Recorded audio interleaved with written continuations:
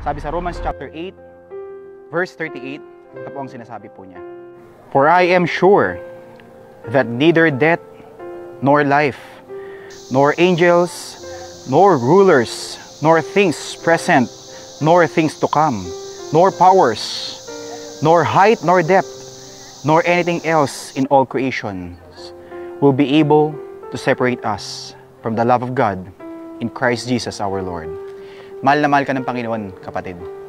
Kung ano man ang dinadanas mo sa mga oras na ito, kung ano man yung mga bagay na nagpapasakit sa'yo, huwag kang mag-alala.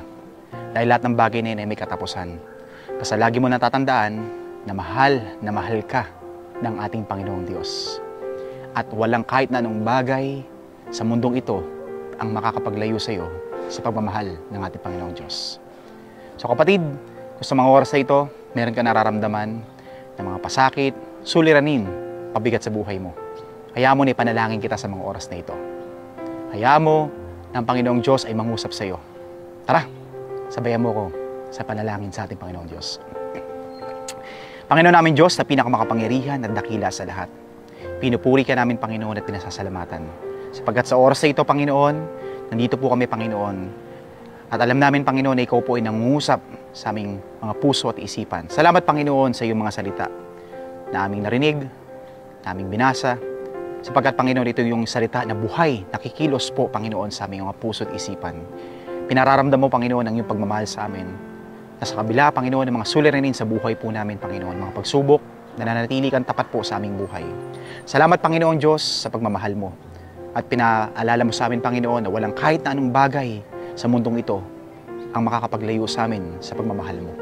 Kaya, Panginoon, sa oras na ito, ang araw na ito, ang buhay namin, Panginoon, ay aming inaalay sa iyo, Panginoon, ay aming pinagkakatiwala sa iyo, Panginoon Diyos. Gamitin mo po kami, Panginoon, at itong salita mo, Panginoon, ang siyang mabuhay sa aming lahat. Ingatan niyo po kami, Panginoon, at ganun din po, Panginoon, ang aming mga pamilya.